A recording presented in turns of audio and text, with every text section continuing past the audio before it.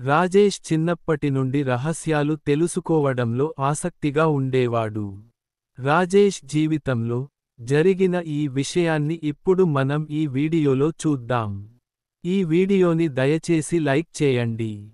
Like చేయడం వల్ల నాకు మరిన్ని మంచి వీడియోలు చేయడం కోసం సపోర్టుగా ఉంటుంది.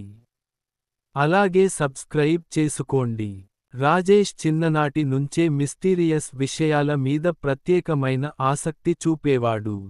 ఎవరో ఒకరు దయ్యం చూశారట, ఎక్కడో పిశాచం తిరుగుతుందట, లేదా ఎక్కడో శక్తివంతమైన మంత్రవిద్య జరుగుతుందట అని వింటే చాలు, అతని మనసు కుతూహలంతో మెలికలు తిరిగేది.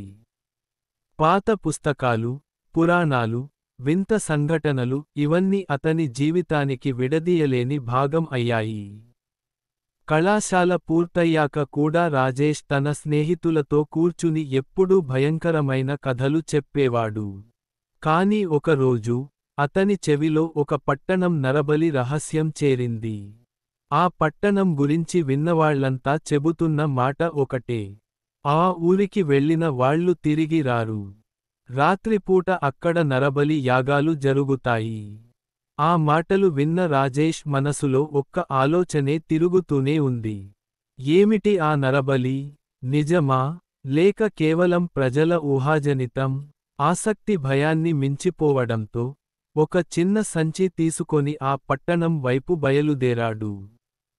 సాయంత్రం సమయం, సూర్యాస్తమయం దగ్గర పడుతోంది. రహదారులు క్రమంగా నిర్మానుష్యంగా మారుతున్నాయి. చుట్టూ పొగమంచు కమ్ముకుంటోంది. ప్రతి అడుగు ముందుకు వేసిన కొద్దీ వాతావరణం గుండెల్లో గుబులు కలిగించేలా మారుతోంది. చివరికి అతను చేరుకున్న పట్టణం గేటు దగ్గర ఒక పెద్ద రాతి పలకపై ఇలా రాసి ఉంది: ఇక్కడ అడుగు పెట్టేవాడు తిరిగి రాడు. జాగ్రత్త. రాజేష్ మాత్రం వెనక్కి తగ్గలేదు. గేటు దాటి లోపలికి అడుగుపెట్టాడు. ఒక్కసారిగా గాలి బలంగా వీచింది. ఊరి ఇళ్ళు అన్నీ పాతబడి, తలుపులు విరిగి, కిటికీలు గాలి సవ్వడిలో కొట్టుకుంటూ వింత శబ్దాలు చేస్తున్నాయి. వీధులు ఖాళీగా ఉన్నాయి.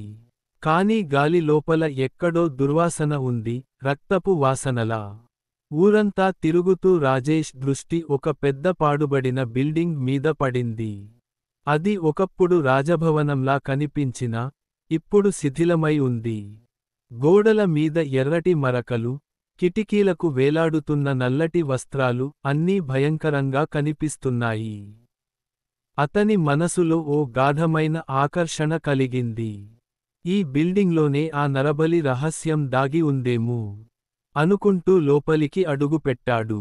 లోపల చీకటి, గాలి తాకిడితో కదులుతున్న తలుపులు, ఎక్కడికక్కడ రక్తపు మరకలు.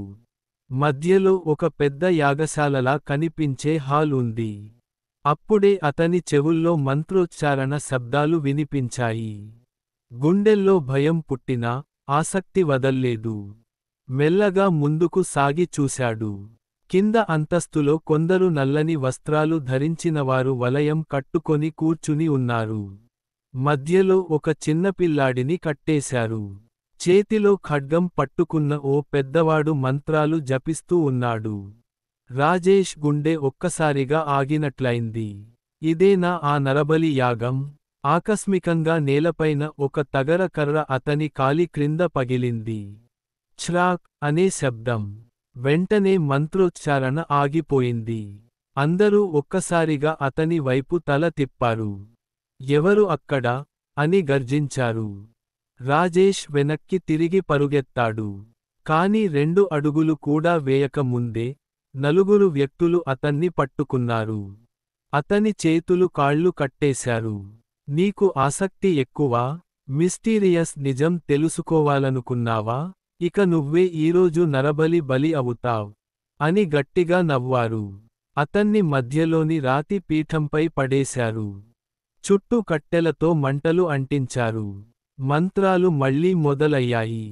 రాజేష్ గుండెల్లో భయం ఆకాశానికి ఎగిసింది. ఇలా నా జీవితం ముగుస్తుందా? కాని అతను కేకలు వేయలేకపోయాడు. గొంతు గట్టిగా కట్టేశారు. కళ్లలో కన్నీళ్లు మసకబారుతున్నాయి. ముఖ్య మంత్రగాడు ఖడ్గాన్ని పైకి ఎత్తి, మంత్రోచ్చారణ చివరి పదాలు పలికాడు. ఆ ఖడ్గం కిందకు దూసుకొస్తుండగానే, రాజేష్ కళ్ళ ముందంతా చీకటి కమ్మేసింది. గది అంతా భయంకరమైన కేకలతో నిండిపోయింది. రాజేష్ శ్వాస ఆగిపోయింది. పట్టణం మాత్రం మళ్ళీ నిశ్శబ్దంగా మారింది. రాత్రి గాలి బలంగా వీచింది. బిల్డింగ్ గోడలపై ఎర్రటి నీడలు కదిలాయి. ఒక కొత్త ఆత్మ ఆ బిల్డింగ్లో చేరింది, రాజేష్ ఆత్మ. ఇక నుంచి అతనే ఆ బిల్డింగ్ గేటు దగ్గర కొత్తగా వచ్చే వారిని హెచ్చరిస్తూ కనిపిస్తాడు. ఇక్కడ అడుగు పెట్టవద్దు. లేకపోతే నువ్వు కూడా నరబలి అవుతావ్.